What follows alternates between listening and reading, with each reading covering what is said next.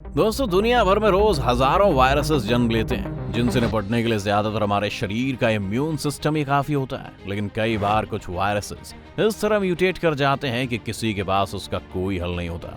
ऐसा ही एक वायरस है HIV, जिससे निपटने के लिए 40 साल से कोशिश की जा रही है, लेकिन आज तक कोई इसकी वैक्सीन नहीं बन पाई। HIV से आज तक 7.5 करोड़ लोग इन्फेक्ट हो चुके हैं, जिनमें से 3.5 करोड़ लोग बच नहीं पाए और आज भी हर साल 5,000 लोग इसके संक्रमण में आ जाते हैं। लेकिन आखिर HIV में ऐसा क्या है और ये शरीर में कैसे फैलता है? क्या आपने ये कभी सोचा है? इसके अलावा आप उस थ्योरी के बारे में क्या कहेंगी जो कहती है कि ये वायरस इंसानों में बंदरों से आए? अगर आपके मन में भी इस तरह के सवाल उठ रहे हैं तो वीडियो को अंत तक देखते रहिए, क्योंकि आज हम इसी की पड़ताल करने वाले हैं। वीडियो शुरू होने से पहले वीडियो को लाइक करना और चैनल को सब्सक्राइब करना भी मत भूलिएगा। पहले जानते हैं HIV है क्या। HIV को ह्यूमन इम्यूनोडेफिशिएंसी डिसीज कहते हैं, जो एक वायरस के फॉर्म में इंसानी शरीर में दाखिल होता है। ये ज्यादातर बॉडीफाई फ्लूइड्स जैसे सीमन, ब्रेस्ट मिल्क या ब्लड के रास्ते से फैलता है और HIV वायरस शरीर में जाते ही T सेल्स पर असर दिखाना शुरू करता है। ये T सेल्स आपकी बॉडी को बाकी तरह के इन्फेक्शन से लड़ने में मदद करते हैं, लेकिन HIV नहीं खत्म कर देता है। HIV के शरीर में दाखिल होने पर आपको हल्के जुकाम से लेकर पूरे शरीर में दर्द की शिकायत भी हो सकती है, क्योंकि HIV आपके शरीर के सभी सेल्स पर अटैक कर रहा होता है। कुछ वक्त बाद ये सिम्टम्स चले जाते हैं, लेकिन HIV आपके शरीर में ही रहता है। महीनों, सालों और कई बार तो दशकों बाद इस वायरस को आप फिर महसूस कर पाते हैं जब आपको एड्स हो जाता है। एड्स यानी कि एक्वायर्ड इम्यून डेफिशिएंसी सिंड्रोम। किसी भी इंसान को एड्स से ग्रस्त तब पाया जाता है जब उसके खून में T सेल्स की मात्रा 200 सेल प्रति माइक्रोलीटर या उससे कम हो जाए। एक स्वस्थ इंसान के खून में ये संख्या 500 से 1500 T सेल्स प्रति माइक्रोलीटर रहती है। एड्स की स्थिति तक पहुंचने तक ये वायरस आपके शरीर के ज्यादातर T सेल्स को खत्म कर चुका होता है और आपके शरीर का इम्यून सिस्टम पूरी तरह से खत्म हो जाता है। ऐसा होने पर आपको हुआ मामूली सा जुकाम भी भयानक रूप ले लेता है और शरीर में उससे लड़ने के लिए पर्याप्त मात्रा में T सेल्स ना होने की वजह से ये आपकी जान भी ले सकता है। ज्यादातर एड्स पेशेंट्स की जान इन्हीं छोटी मोटी वजहों से जाती है। आज एड्स के बारे में काफी जानकारी अवेलेबल है, लेकिन 1980 के दशक में जब ये बीमारी पहली बार दुनिया के सामने आई तो लोगों में ये भ्रम था कि एड्स सिर्फ गेज या होमोसेक्सुअल्स को ही होता है, क्योंकि ज्यादातर शुरुआती एड्स पेशेंट्स होमोसेक्सुअल्स ही थे। इस वक्त तक डॉक्टर्स को बिल्कुल भी समझ नहीं आ रहा था कि आखिर इसकी क्या वजह हो सकती है और ये उनके लिए एक नई चुनौती बन चुका था। धीरे धीरे ये लोगों के अलावा ये बीमारी ऐसे लोगों में भी दिखने लगी जिन्होंने कभी ब्लड ट्रांसप्लांट करवाया था या फिर जो IV ड्रग्स का इस्तेमाल करते थे। मई 1983 में 2 इंडिपेंडेंट स्टडीज में यह पाया गया कि जहां ब्लड ट्रांसप्लांट के वक्त ब्लड में फंगी या बैक्टीरिया के लिए जांचा जाता है, वायरस जैसी चीजें इस टेस्ट में सामने नहीं आ पाती और यह अंदाजा लगाया गया कि ये एक वायरस ही है। पर यह वायरस आया कहां से? साइंटिस्ट ने यह देखा कि एड्स जैसी बीमारियां कुछ बंदरों की प्रजातियों में भी पाई जाती हैं और जब एड्स पेशेंट्स के सैंपल को इन बंदरों के सैंपल से मिलाया गया तो पता चला कि उनका अंदाजा बिल्कुल सही था और ये वायरस बंदरों से इंसान में आया।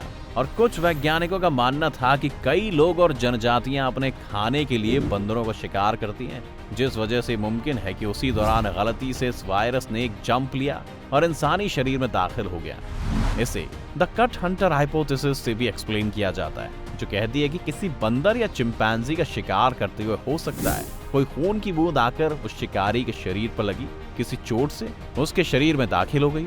इस थ्योरी ने हमें यह भी बताया कि वायरस कॉन्गो से आया था और साल 1908 के करीब ही इंसानी शरीर में दाखिल हो गया। इसके बाद ये धीरे धीरे एक जनरेशन से दूसरी जनरेशन में पास होता रहा और साथ ही म्यूटेट भी करने लगा।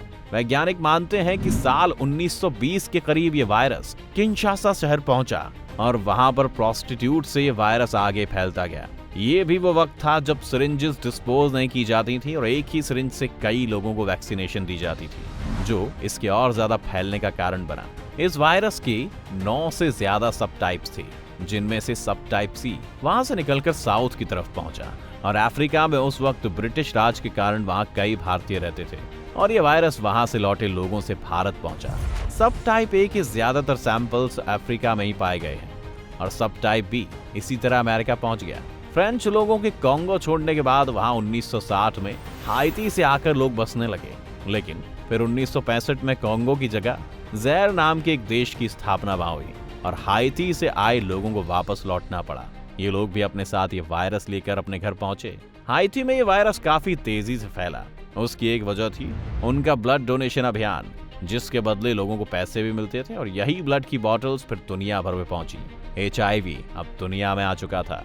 अब बारी थी इसका इलाज ढूंढने के लिए, लेकिन ये काम भी उतना आसान नहीं था।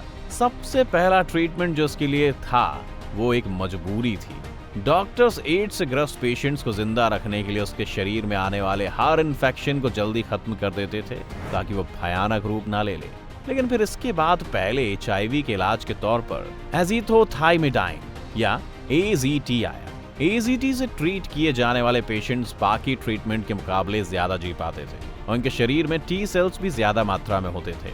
लेकिन AZT के साथ दो बड़ी परेशानियां थी, जिनमें पहली थी इसका महंगा होना और दूसरी थी इसके साइड इफेक्ट्स।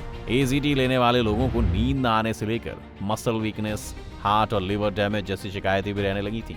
AZT दरअसल शरीर में HIV सेल्स को बढ़ने से रोक रहा था, लेकिन इसके साथ साथ वो शरीर के बाकी सेल्स को भी नुकसान पहुंचा रहा था, जिस वजह से ये सब साइड इफेक्ट्स हुए। इसके बाद डॉक्टर्स ने हल्का डोज देना शुरू किया, लेकिन अब दूसरी परेशानी ये थी कि जब तक लोग ये दवाई खा रहे थे तब तक वायरस कंट्रोल में रहता था और उसके बाद फिर से शरीर में अपना असर दिखाने लगता था।